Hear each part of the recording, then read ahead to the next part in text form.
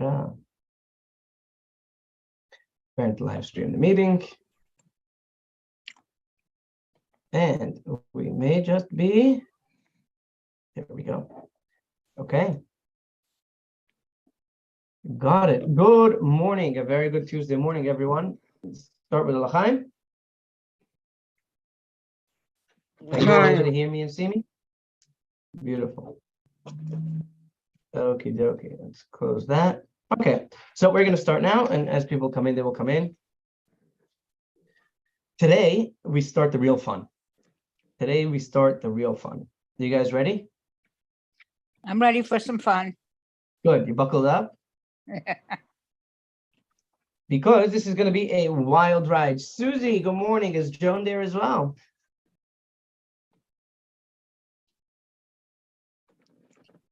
Are you able to hear us, Susie?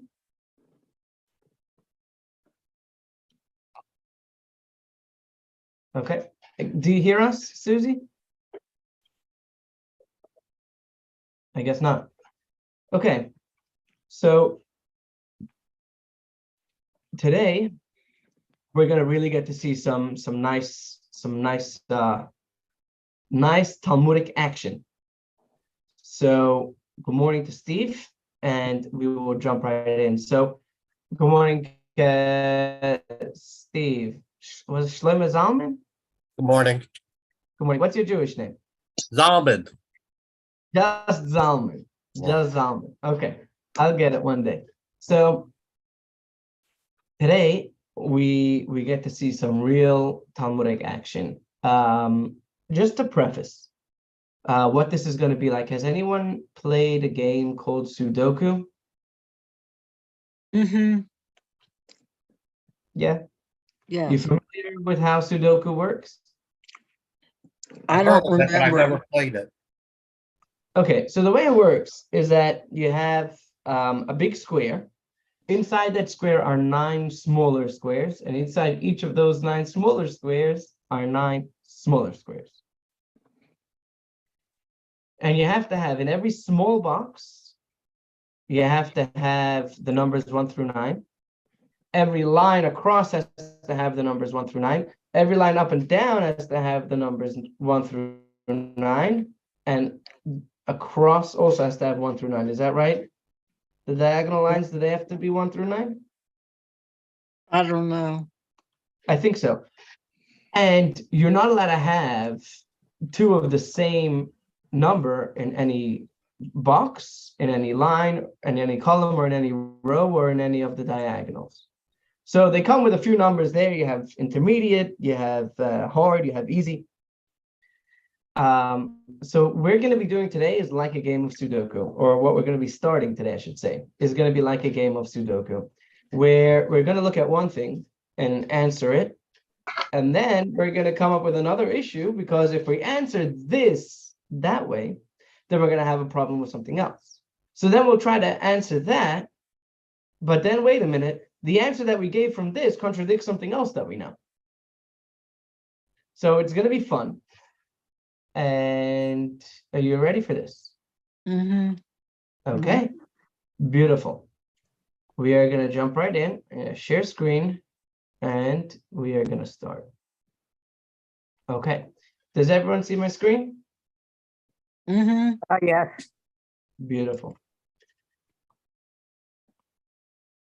So this is section number 5. Starts with the words Omar Mar, which is a generic term, which means the master said. And anytime we're going to analyze a part of the Mishnah, or a part of a Brisa, or a part of a Tosefta, or a part of anything that was said, we don't want to just start with our question. We want to first give like a note of which part we're analyzing right now. So Omar Mar, in our Mishnah, the master said, what did he say? That the beginning of the time for the reciting of the evening Shema is from the time when the priests entered to partake of their truma. Does everyone remember that? Mm-hmm. Good. So that's when it started, and there was no argument about that. Everyone agreed, even though we had 3 opinions of when the time finishes, but everyone agreed that it begins when the priests enter to partake of their truma. And here comes our first contradiction. The Gemara raises a contradiction to this opinion from a brisa that states that the time for the recitation of the Shema is from when a poor person enters to eat his bread with salt until he rises from his meal. So according to the brisa that we just quoted over here, the brisa is the bold last line of this paragraph. From when a poor person enters to eat his bread with salt until he rises from his meal. So let me ask you, based on that, when does the time of saying Shema start? When the priests have begun to partake of the Tamura. Of the Torah. So that's what it said in our Mishnah. Well, let's quote from this brisa over here, the part that's highlighted. According to this new brisa that I want to get rid of these resources. Okay. I can highlight it over here. There we go. I like that. Okay, why can I draw? I want, gotta do spotlight. Spotlight over here. No, undo.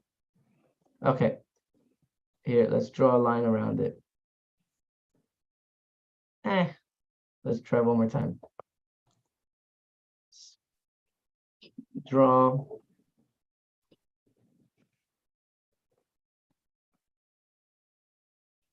Okay, does everyone see the box that I'm making around this line over here? Mm-hmm. Yeah. Okay, so inside that box is a brisa. Inside that box is an authoritative text.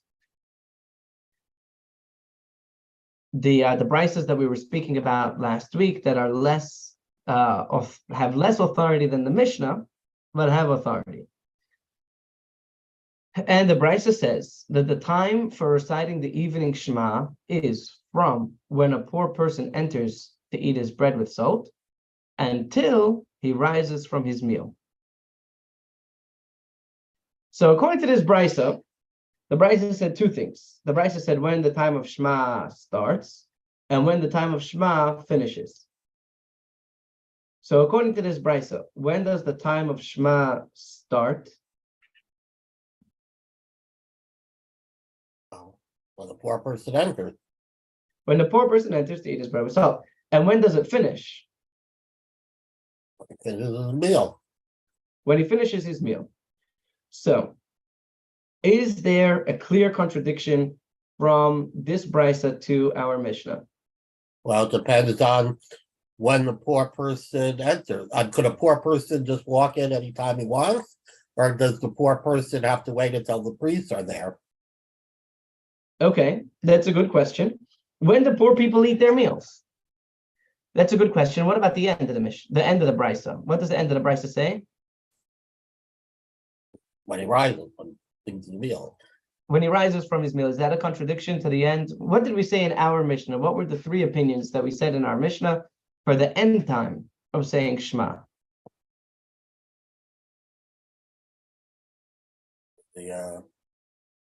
After midnight or before dawn or something like that. One was midnight, Yeah. one was dawn, and one was When the star appeared. so when the star appeared, that was the time to begin saying Shema. We had midnight, we had dawn, and we had 1/3 of the night.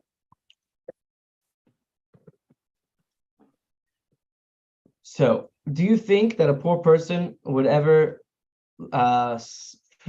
keep on eating all the way until dawn? No.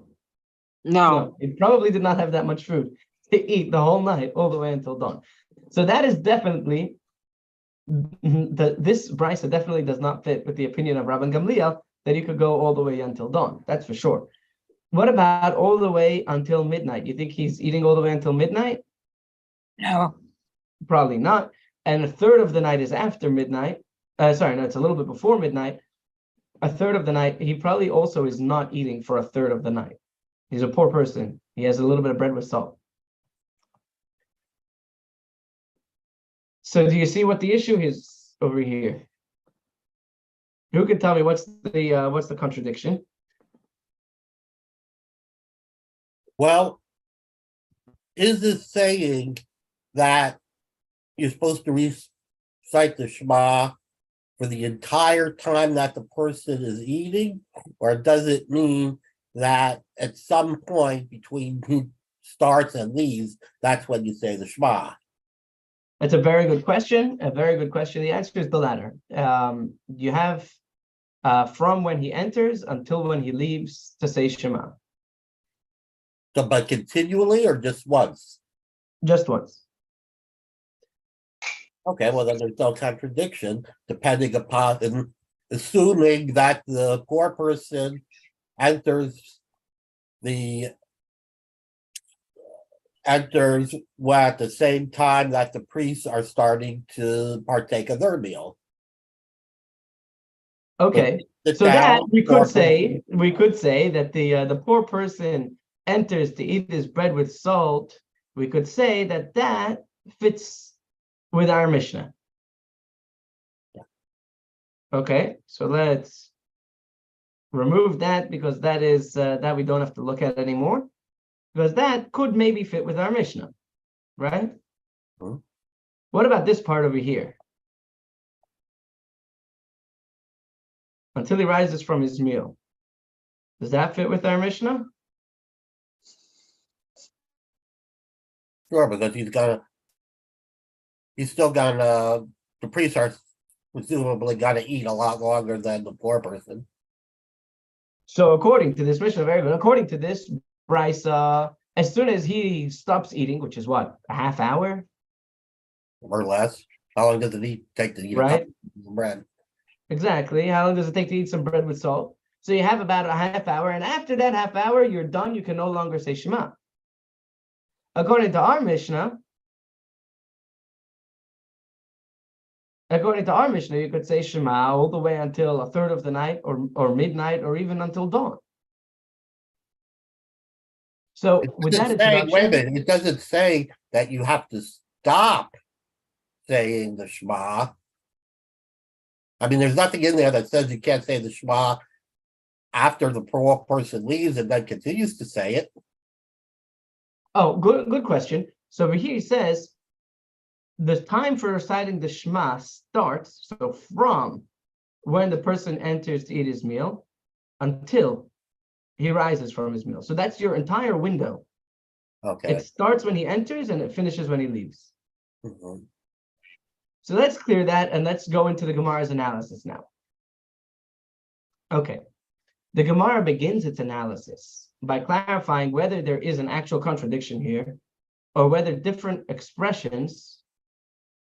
Well, why is this not, where's the annotation? Clear all. Why is this not? Why is it not here? Clear all drawings. There we go. Sorry. So the Gemara begins its analysis by clarifying whether there's an actual contradiction here or whether different expressions are being employed to describe the same time. The latter clause of the Brisa, which established that the time for reciting the evening Shema ends when a poor person rises from his meal, certainly disagrees with our Mishnah. Since the poor person clearly does not continue eating until the end of the first watch, this Brisa certainly contradicts our Mishnah. Okay, so that we already established, that the ending time is definitely a contradiction between our Mishnah and the Brisa. However, with regard to the first clause of the Brisa, which establishes the beginning of the time for reciting the evening Shema, shall we say that it disagrees with our Mishnah? One of the things the students in the Talmudic academies wanted to do, one of the first things that we set out to do is once we have a Mishnah, we want to know, let's look at everything else we know and see how much we can piece together into one puzzle. So we know that we have this Brisa that says that it's the time for beginning is when the poor person starts eating, and the time for ending is when the poor person finishes eating. So the end of that Brisa is definitely a contradiction. But we want to make as many things work together as we can. So the beginning of the Mishnah is that, in the beginning of the Brisa, is that a contradiction on our Mishnah or not? Does a poor person start eating at the same time, which means does a poor person start eating when the stars come out, or does a poor person start eating earlier than that, or does a poor person start eating later than that? Which kind of poor people was the Brisa talking about? My impression was that they were talking about beggars who come to the temple seeking bread, as opposed to like a poor peasant who still has his own little house and makes his own dinner. Okay, so that's a great supposition. So whoever these beggars were, when did they used to eat?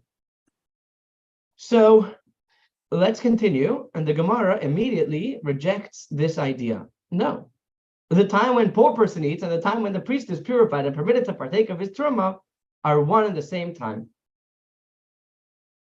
The poor person starts eating at nightfall, so we have no contradiction. Okay, so we brought up a possible contradiction, and we answered it. The question was, in our Mishnah, it says that the time for saying Shema begins when the Kohens start eating their truma, and it ends when the either by a third of the night or half of the night or dawn. So talking about the beginning time, our Mishnah says that it begins when the Kohens are purified and are allowed to start eating truma. That Brisa says, no, it's not about the Kohen, it's about the beggars. So is that a contradiction? And the Gemara immediately said, no, it's not a contradiction because beggars start eating at nightfall, which is the same time that the Kohens start eating their truma. So now we're all good and we can relax. Is everyone clear on that?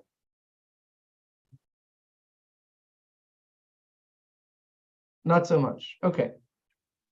So the formula that we had here is that, let me ask you, is there a particular part of this that's confusing, Rita?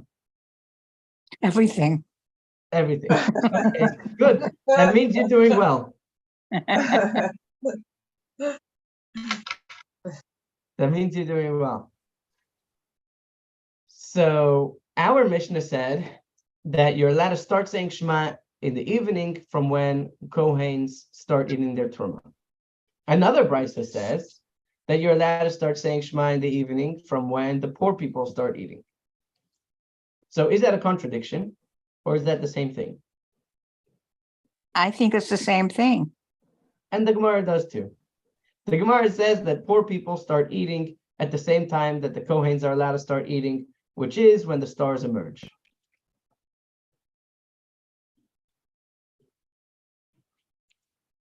Does that make sense? Yes, Does that work? Can we wrap our heads around that? yes. Okay. Now here is where it starts to get fun.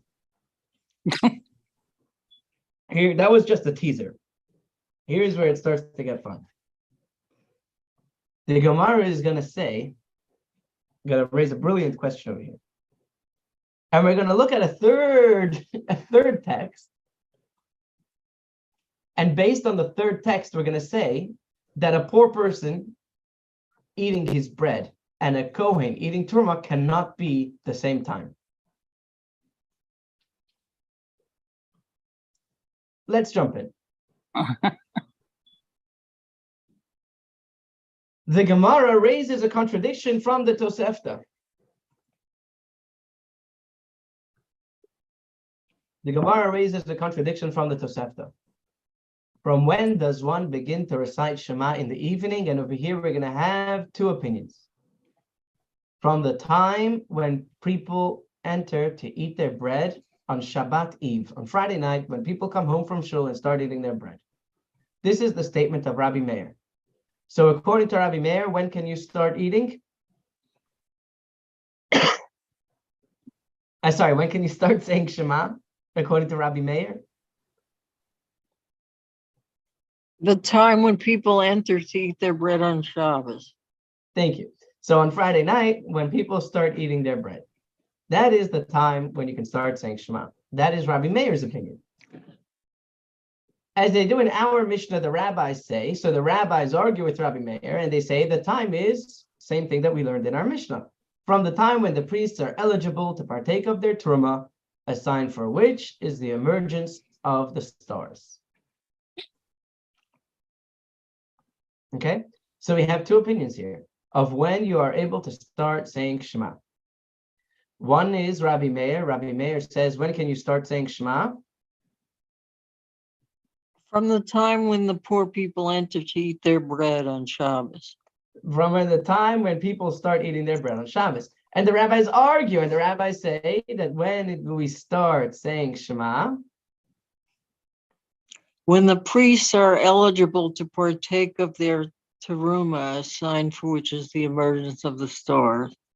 okay. So is people eating their bread on Shabbos the same time as the Kohens eating their truma? Yes. So the problem with saying yes, thank you for jumping in to answer. The problem with saying yes is that then there's no argument. It seems that Rabbi Meir and the rabbis are arguing. And if they're talking about the same time, then why do they need to argue? Because Well, rabbis sure. always argue.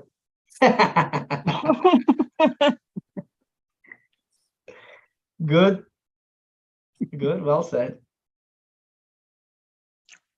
Okay, so the Gemara is going to build this up, but first we have to finish the Tosefta, which is interesting, and then we have a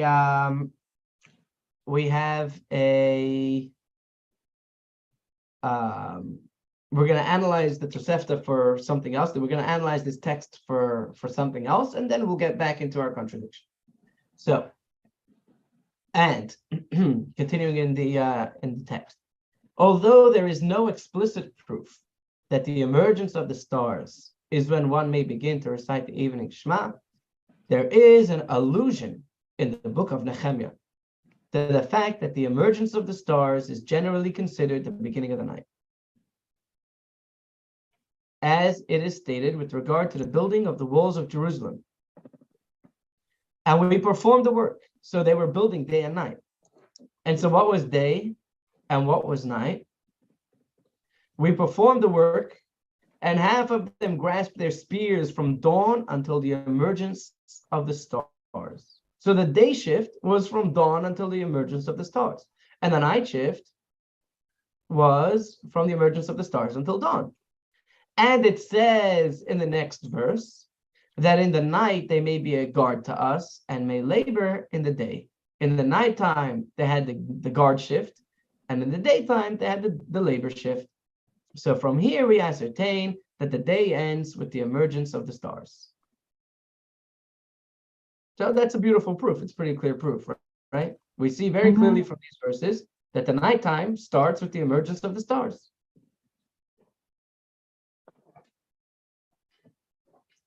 So before we get onto whether it's a contradiction or not, we have to clarify something in the actual text itself. The question is, Mai v'omer. So even before analyzing these sources, the Gemara seeks to clarify a confusing element in the Tosefta. In their biblical proof, the rabbis do not suffice with one verse, but rather they say, and it says, and they cite an additional verse.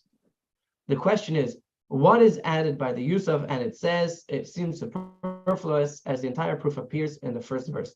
The question is, what are we adding with the second verse? Let's get our marker back out over here, and we'll go back to our drawing. Verse 1 is right over here.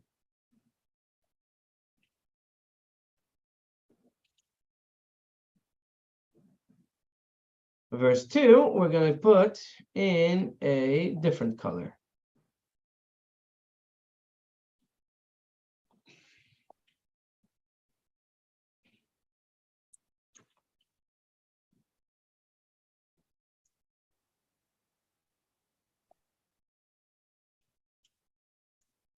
Okay, verse number 1 says, and we performed the work, and half of them grasped their spears from dawn until the emergence of the stars. We see clearly from here that They were working two shifts, a day shift and a night shift. So the question is, why do we need to bring the second verse? Okay, it's nice. It adds saying clearly that it's in the night they may be guarding and may labor in the day. But even without that verse, we would still know that the daytime ends, the day shift ended with the emergence of the stars. Is that right? Does that make sense? Mm-hmm. Mhm. So what do we need the second verse for? Why did they even add the second verse? So the Gemara answers, let's clear our annotations, clear all drawings, close this. And the Gemara explains that the first verse was not really sufficient, because if you say that night begins when the sun sets, but the workers stayed late and arrived early, i.e., due to the importance of their task, they worked even into the night. So you might think if they just brought that verse, you'll say, okay, fine. Over there, the verse says clearly that the day were working from dawn until the emergence of the stars. But you will say, you cannot bring a proof from there to anywhere else. Because you might say, really the day ends when when the sun begins to set. The day ends when the sun begins to set. But over there, they were building the walls of Jerusalem. And because they were building the walls of Jerusalem, it was such an important task that they had to stay even past the day's end. They would arrive early and stay late. And you might say that we can't bring a proof from the verse that nighttime starts at the emergence of the stars. So that's why, in anticipation of this objection, the second verse was cited to teach. That's why he brings the second one, to teach us that they were not working late overtime. Common here is a regular expression of we're bringing a proof. So come and here, or in the Aramaic, tashma, come and here is an introduction to a proof. So come and here, as it is stated, that in the night they may be a guard to us and may labor in the day. The time between dawn and the emergence of the stars is explicitly referred to as day, proving that night begins with the emergence of the stars. In other words, if we would have only had the first verse, we would have said that really daytime ends as soon as the sun begins setting. And that verse is talking about a unique circumstance where they stayed overtime and worked into the night until the stars went down, the stars came out.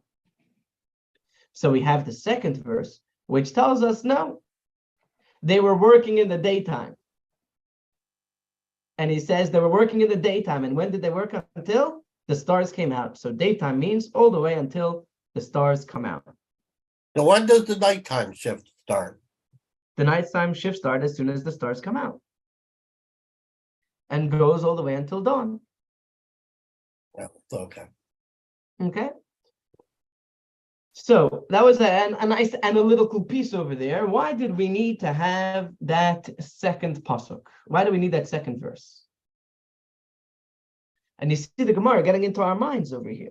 If we would just have the first verse, then we would say that, or we might say that that verse is talking about a specific extenuating circumstance, and really daytime ends at sunset. And over here, they were working late. So the second verse teaches us that they considered themselves working regular hours, just the daytime hours. And when does the daytime finish? With the emergence of the stars. Okay, so now we're going to go back to our conversation. Now we're going to go back to our contradiction. We ready? Mm-hmm. Okay. So we now have three opinions of when do we say the beginning of Shema. the rabbis say you can start saying Shema? When the priest eat. When the priests begin to eat. Very good. The first text that we learned today says that when can you start saying Shema? When the poor people come and eat their When the dinner. poor people come and eat their bread with salt. And the third opinion, which we learned from Rabbi Meir says, when can we start eating? When can we start saying Shema?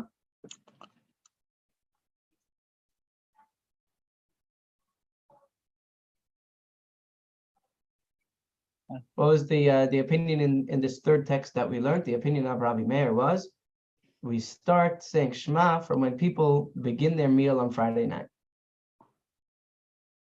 So we have three opinions. But we cannot say that all three of them are talking about the same time, because Rabbi Meir and the rabbis are definitely arguing.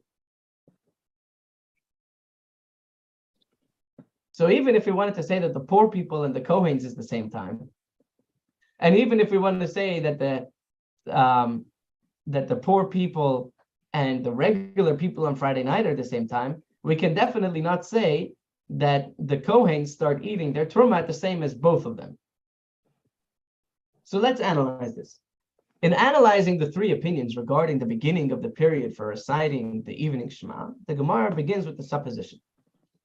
It might enter your mind to say that the time when the poor person typically eats his meal and the time when ordinary people eat their Shabbos evening meal are one and the same time. Since in both cases, those eating would seek to begin their meals as early as possible, as for different reasons, they are unable to kindle additional lights to illuminate their meal. The poor person's candle is going to go out soon, and on Shabbos, you're not allowed to light a fire. And if you say, like we tried to answer before, that the time of the poor person's meal and the time when the priest is purified and permitted to take of his terumah are one and the same time, then the opinion of the rabbis is identical to that of Rabbi Meir. And what is their disagreement?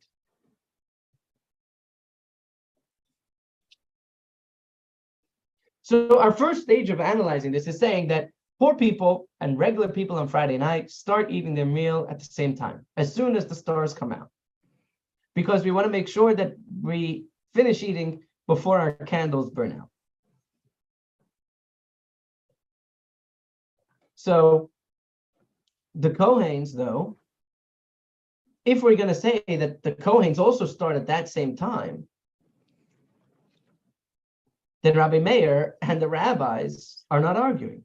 So what is their disagreement about? So here we kind of start seeing the way the Sudoku is playing out.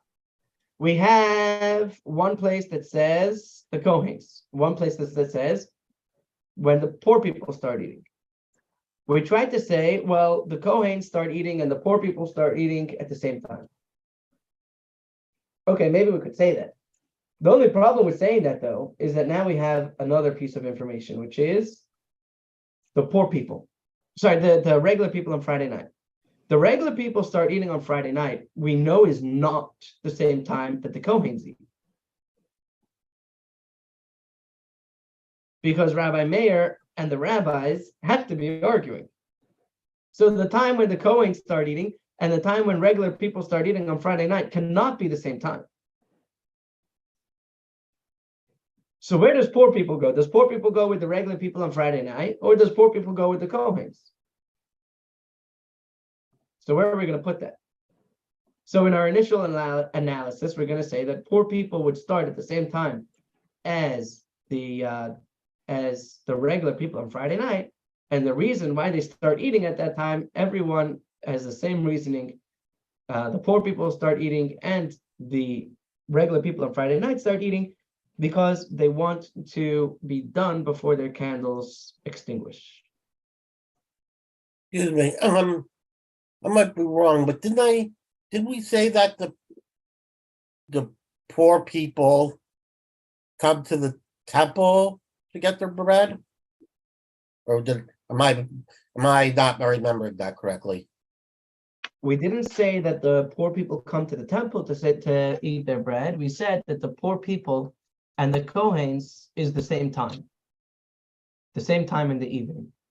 So the time when the poor people, our original answer was that whenever the poor people start eating, that's the same time that the Kohens are allowed to eat their truma, which is the emergence of the stars. I was under the impression that the poor people come to the temple to get the bread.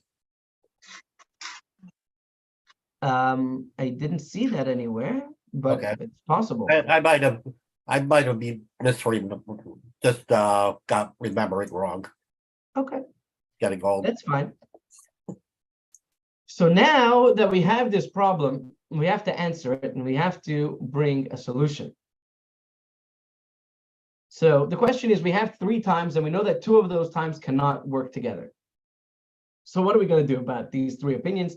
And maybe they're 3 separate opinions and none of them agree with each other. Maybe 2 of them do agree with each other. And if 2 work together, which 2 is it? Is it the Kohens and the poor person? Or is it the poor person and the regular person on Friday night? The poor people and the Kohen. So let's see. That's what I got out of it.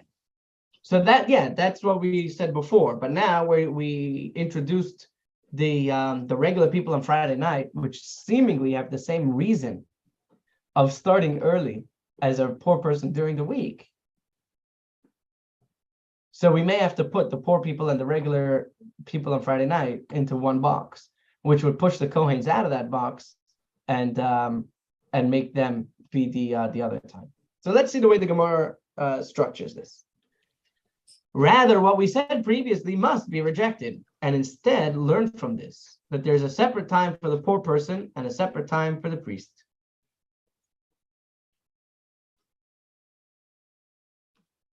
So the poor person starts his meal at the same time as a regular person on Friday night, and the priest starts his meal when the stars emerge. However, this conclusion is based on the assumption that the time of the poor person and the time of regular people on Friday night are the same. This too can be rejected with the assertion that no, the time of the poor person and the priest are one and the same time. But the time of the poor person and the regular people on Friday night is not the same time. Accordingly, the opinion expressed by the Tana in our Brisa, which was the second text, the first text we learned today, is identical to that of the other Tanaim, of the rabbis that we learned in our Mishnah, and only Rabbi Meir agrees with them.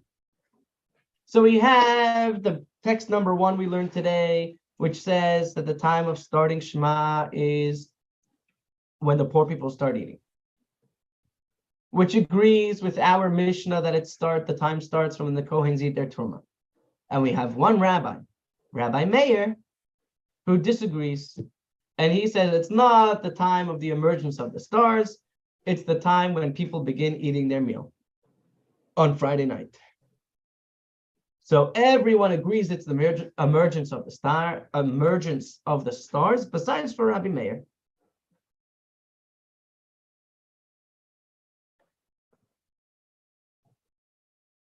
So that's where we are holding so far.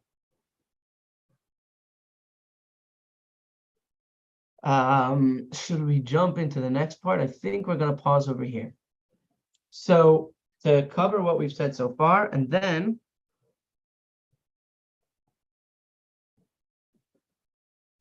we'll see if we can jump into a question that was asked last week. So what we have so far, what we did today is we discussed what is the opening time for starting Shema. Until now, we were discussing the end time of starting Shema, and we had 3 opinions there. Today, we introduced 2 more opinions about the start time of saying Shema. And we also introduced a 4th opinion of the end time to say Shema. The 4th opinion of the end time is when the poor person finishes his meal at night, which is a very short window of time to say Shema. And we have 3 opinions about the beginning time. One is from our Mishnah that we learned that we can start saying Shema from the emergence of the stars, which is when the Kohanes begin eating their Terumah. The second opinion is it starts from when poor people begin eating their meal, their bread with salt. And the third opinion is from when people start eating their meal on Friday night. And what we're trying to figure out now is, are those three separate times, or can we put two of them together? And we're still in the middle of the process.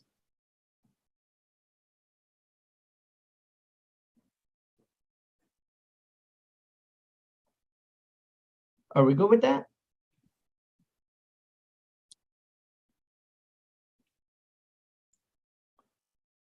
So what we're going to pick up next week is these three opinions of the start time for Shema. Are they all arguing? Or can we say that two of them are in agreement of each other? And we'll pick that up next week. Last week, I believe Zalman asked, why are we learning about the Kohanes if we don't have any temple nowadays? What is the practical application of this? What are we learning this for? Which is a very good question. And one answer, which is they're both good answers. One of them is, Emir Hashem, God willing, very soon, the temple will be rebuilt. So we're going to need to know what to do. We're going to have to know what time is a Kohen allowed to start eating. We're all ritually impure now. So when are we going to be able to start eating from the sacrifices? Another answer is that the verse states, Unashalma farim sefasenu, and our lips will pay for the cows, or will complete for the cows.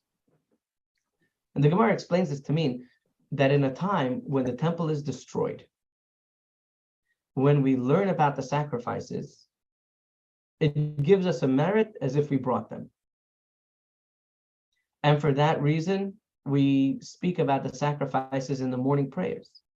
Because even though we cannot bring the sacrifices, but we can learn about them, we can talk about them, and that itself brings us merit as if we brought the sacrifices. So even though we cannot fulfill this mitzvah in its practical sense today, because we don't have sacrifices and we don't have holiness, but we can fulfill this mitzvah in the speech and in the thought that we're talking about the mitzvah and that we're learning about the mitzvah. Does that answer the question? Beautiful.